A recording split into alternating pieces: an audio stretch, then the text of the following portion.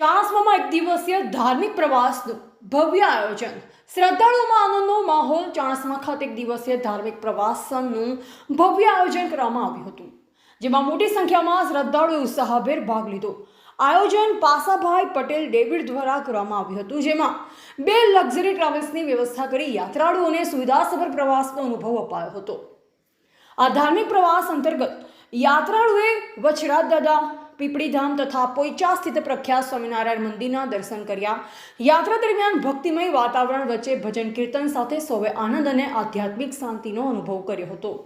પ્રવાસ દરમિયાન યાત્રાળુઓ માટે સુવ્યવસ્થિત વ્યવસ્થા કરવામાં આવી હતી, જેમાં ભોજન અને આરામની સુવિધાનો પણ સમાવેશ કરવામાં આવ્યો હતો. સમગ્ર આયોજન શિસ્તબદ્ધ રીતે પાર પડતા યાત્રાળુઓએ આયોજન કરતા પાસાભાઈ પટેલનો આભાર વ્યક્ત કર્યો હતો. આ પ્રસંગે ભક્તોએ જણાવ્યું કે આવા ધાર્મિક પ્રવાસો સમાજમાં એકતા અને ધાર્મિક ભાવનાને વધુ મજબૂત બનાવે છે. આ રીતે ચાણસ્મામાં યોજાયેલ એક દિવસીય ધાર્મિક પ્રવાસ શ્રદ્ધા, ભક્તિ અને આનંદનો અનોખો સંયોગ બની રહ્યો હતો. આમ તો જનરલ જોવા જઈએ તો એકમથી પૂનમ સુધી જે વાસણા દાદાની જગ્યામાં ચૈત્ર માસમાં જે મેળો ભરાય છે, એમાં લાખો લોકોની સંખ્યાઓ દર્શન કરવા માટે આવે છે. તો યાત્રાળુઓની સુવિધા માટે અહીંયા ભોજન, પછી આરો પાણીની વ્યવસ્થા છે, નિવાસ વ્યવસ્થા છે અને સંપૂર્ણ સુવિધા નિઃશુલ્ક ટ્રસ્ટ તરફથી આપવામાં આવે છે. કોઈ પણ મેડિકલ કેમ્પની પણ સુવિધા વિશેષમાં અમે ઉપસ્થિત કરીએ છીએ. અને અહીંયા અન્ય આજુબાજુના જે કાંઈ દૂર દૂરથી જે સેવકો હોય એ શેરડીના રસ, છાશ, અનેક પ્રકારની સુવિધાઓ, એટલે કોઈ પણ પ્રકારની અવ્યવસ્થા સર્જાતી નથી અને સારી એવી યાત્રાળુઓને એનો લાભ મળે.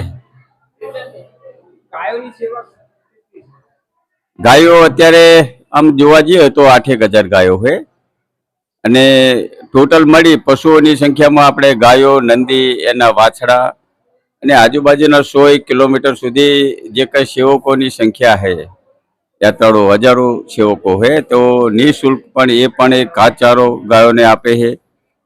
થોડું ઘણું ખરીદવું પડતું હોય છે. સરકાર તરફથી પણ સારી એવી અમને સુવિધા 30 રૂપિયા જે પશુ સહાય મળે છે એ પણ મળે છે.